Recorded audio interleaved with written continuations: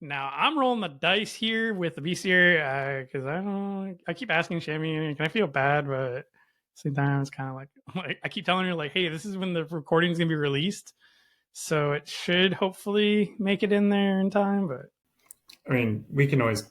It's easy to cut out the whole section of it, so it's just one snip. now that the bestiary has been released and those with the Kickstarter have gotten their copies and had a chance to peruse through it, we are starting this week's bestiary section with the Roc. Dwayne Johnson.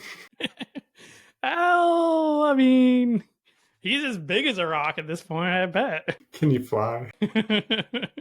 I don't think he can fly. The mythology for the Rocs are often found in Middle Eastern mythology. They are typically described as huge, enormous legendary birds of prey, and they were popularized in the story of 1001 Nights, where a roc appears in Sinbad's tale.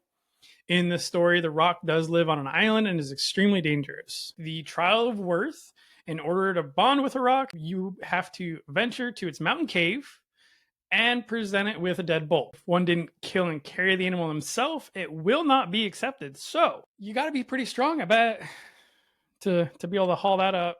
It is confirmed tier 3. It has a progeny reproduction, and rocs primarily live on mountain caves or small islands. And they only mate after consuming the flesh of whales. So they have a very specific dietary restriction. Dessert. Or pre-mating feast. Their evocation is stormy winds. They are able to evoke chilly air that blasts outward with storm-like ferocity, and icy winds that can freeze someone if they're not careful. This is huge, seen with the Sun Chaser, along with the entrance to Port Crown, since there's a roc specifically sitting there waiting, just to check to see who's coming in, to make sure everybody is not after the pirates. They are able to manipulate the wind, and again, we can see this with the Sun Chaser being imbued with roc magic. It can actually cause their Arcanist to be able to manipulate the wind so that they can basically not fly, but they can glide. I imagine they can control the air pretty well for a short distance. Falling with style. Yes, I like it. Now, they are able to augment their sharpness. So when they're augmenting others, they are able to grant increased durability and honed edges. For example, they augment a sword or a blade. The blade will become harder and sharper. And if they're augmenting a person or a mystical creature, they will become tougher to harm. So skin will basically turn to stone or basically similar materials. And when they're augmenting themselves, they gain elongated and sharpened talons, whereas their Arcanists sprout talons from the ends of their fingertips. So that is a pretty handy and versatile augmentation. Their passive abilities are basically that they can see up to about 10 times better than a normal human. And since they are considered man-eaters, they are also immune to the bloodborne illnesses. So this is something that Devlin really had no concern about. Maybe he probably didn't know particularly that man-eaters were immune. I'm not sure how that all worked out in the earlier parts of the plague, but either way, he's not concerned. We did get to see the aura of rocs as their hurricane aura, where they're able to affect the weather and be able to have winds up to the speed of about 110 miles an hour. And they're able to gather dark clouds overhead, dumping water on them as if there was a hurricane on top. And the hurricane doesn't affect the roc or its Arcanist. So they can pretty much have this thing going, standing in the eye of this hurricane and not be affected. Now, in order for rocs to achieve their true form, it is considered a virtue true form. So they have to embody a specific virtue.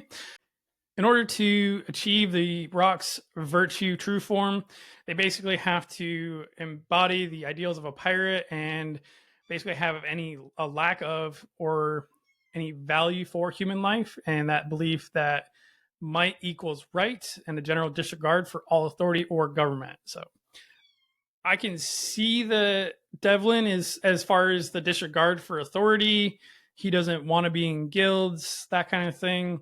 So that's definitely a part of the virtue that he's working towards, but I can never see Devlin truly being or ever getting a true form Roc. He cares about people too much.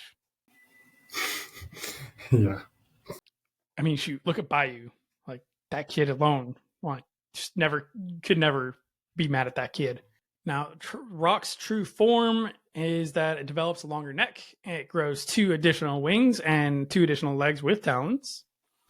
The Roc also gains fangs, grows slightly larger, and has black tip feathers. And that's just terrifying because it's glowing gold eyes and extra wings. Anything with extra wings is terrifying to begin with, but again, why not? Its true form ability is that it has the Lord of Bloody Waters, a true form Roc, as well as its Arcanist can speak and control sharks, orcas, and other meat-eating carnivores that live in the depths of the ocean. So they are completely badass for pirates. The other mystical creature we're going to cover is the Wendigo. So the mythology behind them, based off of the Wendigo from Native American folklore, and they typically are seen as evil spirits who invoke insatiable greed, hunger, and cannibalize each other. So the myths are pretty frightening, and we often see a lot of that reflected in the Wendigos throughout the Frith Chronicles as well. Their trial of worth is finding a Wendigo in a snow-covered forest, and remember, they can become invisible, so that alone can be very difficult. And the Wendigo will remain hidden until the dawn of the next day, and then the person taking the trial has to have survived through the night and not frozen to death before they can bond. They are tier 2 and reproduce through progeny, so they make their dens in snowy regions near rotting mushrooms and other fungi growing near the corpses of frostbitten animals. They are able to evoke what's known as hoarfrost, so the Wendigo and the Arcanist can invoke frosty rime that coats the ground. And the longer they evoke this, the thicker and the more devastating the ice becomes.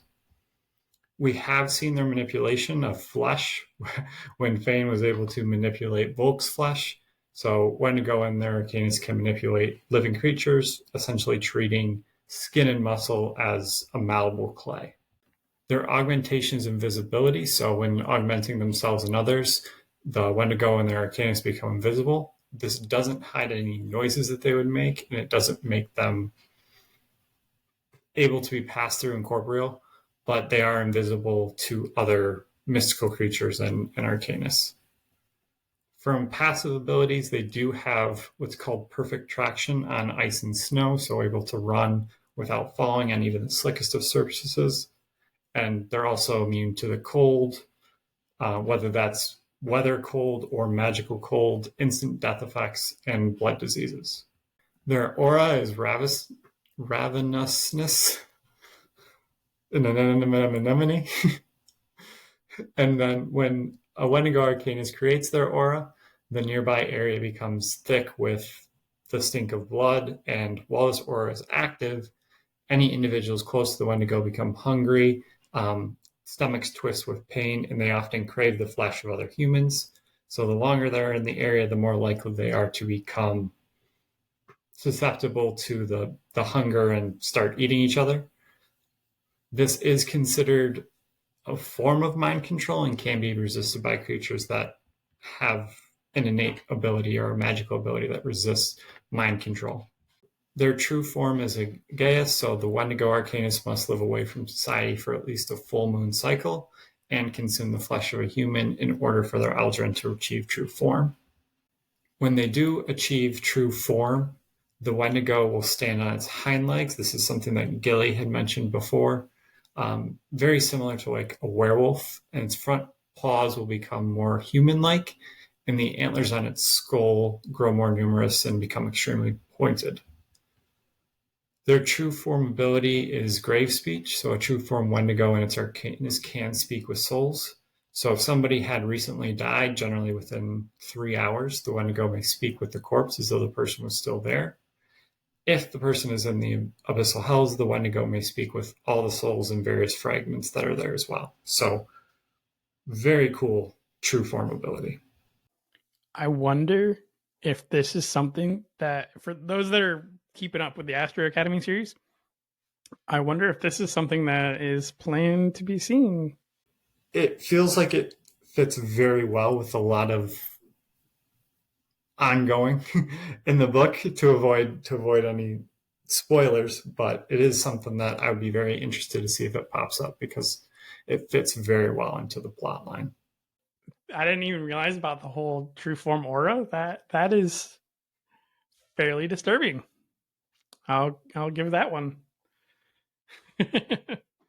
All right. We do want to thank you guys for listening, and we will catch you guys next week. I know that we are getting close to Labyrinth Arcanus. I know Shami said that in the next couple months from this airing. I know she's working on a new book called 6 Words. I believe this is not something that's going to be indie published, but through a publishing house.